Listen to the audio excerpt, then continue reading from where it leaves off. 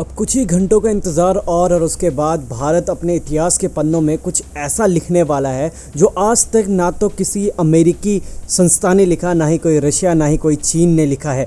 मगर आज भारत एक ऐसा इतिहास लिखने वाला है जो कि देखने लायक होगा और भारत को हर देश एक ताकतवर देश बना देगा।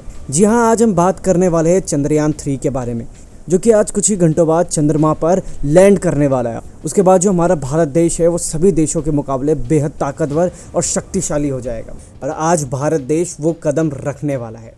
पर अब आपके दिमाग में कुछ सवाल तो ज़रूर घूम रहे होंगे कि आखिर इसका क्या उद्देश्य है, ये कब होने वाला है, आखिर ये कब लॉन्च हुआ था, कितने बजे लॉन्च हुआ था, इसका मेन उद्देश्य क्या है और किस तरीके से भारत देश को ये एक ताकतवर देश बना सकते हैं। मगर उससे पहले आपको बता दें कि इससे पहले भी 2 चंद्रयान जा चुके हैं जिनकी कहानी कुछ इस प्रकार है जो मैं आपको बताने वाला हूँ। मगर उनके साथ ऐसे कौन से फेलियर हुए हैं जिनकी वजह से चंद्रयान 3 को वहाँ पर लॉन्च किया गया और वापस वहाँ उतारा जा रहा है। तो चलिए फिर आपको सबसे पहले चंद्रयान 1 के बारे में बताता हूँ।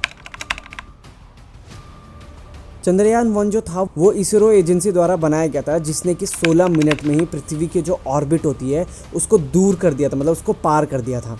मगर जब 2:50 पे वो वहाँ पहुँचा तो सबकी आंखें नम थी क्योंकि वो क्रैश हो चुका था। इससे पहला सवाल ये होता है कि चंद्रयान मिशन की शुरुआत कब हुई और कैसे हुई। 2003 में जो अटल बिहारी वाजपेयी जी थे वो हमारे प्रधानमंत्री थे। उन्होंने प्रधानमंत्री पद पर रहकर 15 अगस्त की तारीख के दिन लाल किले में घोषणा की थी कि भाई 2008 से पहले हमारा जो चंद्रयान है वो चंद्रमा पर जाएगा, उसका नाम होगा चंद्रयान 1। उसके बाद 22 अक्टूबर को उसकी लॉन्चिंग हो जाती है और वो 8 नवंबर को पृथ्वी की ऑर्बिट को क्रॉस कर देता है। उसके बाद 14 नवंबर को वहां जाकर जानबूझकर एक भयंकर लैंडिंग करता है, जिस लैंडिंग के बाद वहां पर पता चलता है कि भाई यहाँ पानी है और 2009 में नासा ने इसको सिद्ध भी कर दिखाया कि वहां पर पानी है। इसका मेन मिशन यही था कि चंद्रमा पे यदि कोई भी ऐसी चीज़ें हैं, जो ऐसे एलिमेंट्स हैं हमें नहीं पता, उसके बारे में हमको बताना। इस चंद्रयान ने 1 साल तक 3400 चक्कर लगाए थे पृथ्वी के और 29 अगस्त 2009 को हमारा संपर्क इससे टूट गया था। उसके बाद आता है चंद्रयान 2, जिसको कि इसरो ने लॉन्च किया था। इसका मेन मोटो ये था कि इसे चंद्रमा पे जाना है और वहाँ पे जितने भी सैंपल्स है उनको कलेक्ट करके उनका जो डेटा है वो बना के भेजना, ताकि हमें पता लग सके कि आखिर वहाँ पर और चीज़ें क्या है। और इसका दूसरा मेन मोटो ये भी था कि वहाँ पर सॉफ्ट लैंडिंग करवानी है रोवर की। अब रोवर क्या है? रोवर एक 4 पहिए वाली गाड़ी होती है जिसकी मदद से वहाँ पर सैंपल्स को कलेक्ट किया जाता है। लेकिन ये 2019 16 दिसंबर को जब इसकी सॉफ्ट लैंडिंग हो रही थी तो अचानक ही हमारा जो संपर्क है वो लैंडर से टूट जाता है और उसके बाद जो लैंडर है वो वहाँ से गायब हो जाता है। अब गायब ये नहीं कि हमें कुछ चीज़ें नहीं पता चलेंगी, माना ही जा रहा था कि हमें 7 साल तक चंद्रमा पर जितनी भी चीज़ें हो रही हैं उन सभी चीज़ों के बारे में पता चलेगा। अब बारी आती है चंद्रयान 3 की कि आखिर चंद्रयान 3 है क्या और कब इसकी लॉन्चिंग हुई थी।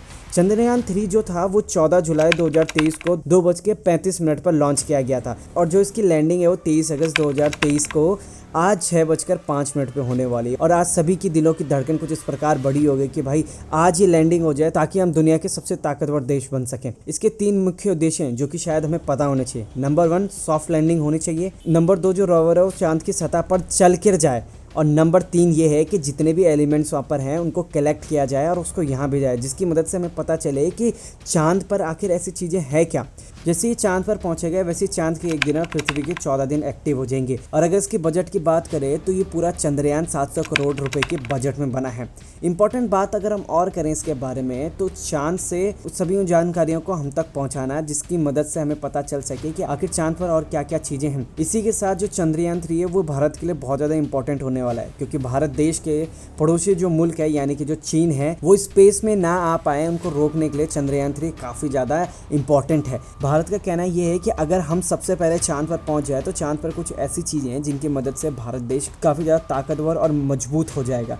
भारत के लिए चंद्रयान 3 का चांद पर जाना एक बहुत ही इंपॉर्टेंट लक्ष्य है, क्योंकि अगर चंद्रयान 3 चांद पर अच्छे से लैंड कर गया तो भारत दुनिया का सबसे मजबूत और ताकतवर देश बन जाएगा, क्योंकि वहाँ पर काफ़ी सारे तत्व पाए जाते हैं जैसे कि सोना, चांदी, प्लेटिनम और यूरेनियम। इसी के साथ चंद्रयान 3 के लैंडर को साउथ पोल पर लैंड कराया जाएगा, क्योंकि वहाँ पर अभी तक अमेरिका, रशिया और चाइना ने फतेह ज़रूर कर दी है मगर अभी तक वहाँ पर पहुँचे नहीं है। अब इसी के साथ एक सवाल और उठता है हमारे दिमाग में कि आखिर निगरानी कैसे रखी जाएगी, तो चलिए आपको वो भी बता देता हूँ। इसरो का जो टेलीमेट्रिक कमांड स्टेशन है जो कि बेंगलुरु में है, वहाँ से इस चंद्रयान पर निगरानी निगरानी रखी जाएगी। सेकंड इंपॉर्टेंट ये है कि साउथ पोल पर जितनी भी जानकारियां हैं और जो भी हमारे आसपास के प्लेनेट है उन सभी की जानकारियों को ये जो चंद्रयान है वो हम तक पहुंचाएगा और आज ये कुछ ही घंटों पर वहां पर लैंड कर दिया जाएगा।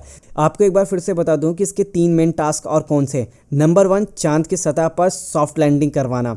नंबर 2, रोवर वहां पर चलकर जाए। और नंबर 3, वहां पर जितने भी एलिमेंट्स हैं उनके सारे सैंपल्स हम तक पहुंचे ताकि हम उनकी सैंपलिंग कर सकें। तो ये थे 2008 से लेकर 2023 तक के वो तमाम चंद्रयान जिनको कि भारत देश ने चंद्रमा पर भेजा और आज फिर से भारत देश ने चंद्रयान 3 को वहां पर भेजा है। अब बस कुछ ही घंटों बाद चंद्रयान 3 चांद पर लैंड कर देगा और उसके बाद भारत देश को पूरी दुनिया में सबसे ताकतवर देश माना जाएगा। अब आप अपने किसी भी भगवान या फिर किसी भी गॉड को मानते हैं तो फिर उस पर क्रॉस फिंगर करके हाथ जोड़कर विनती करें कि भगवान हे प्रभु, हमारा जो चंद्रयान 3 है वो आराम से चंद्रमा पर लैंड कर जाए और सॉफ्ट लैंडिंग हो, जिसकी मदद से हमें उन तमाम चीज़ों के बारे में पता चल सके कि आखिर चंद्रमा पर और क्या क्या ऐसी चीज़ें हैं जो कि हमारे भारत देश के लिए बहुत ज़्यादा ज़रूरी हैं। ऐसी तमाम खबरों के लिए बने रहें लोकार्पण के साथ, अनावरण सच का।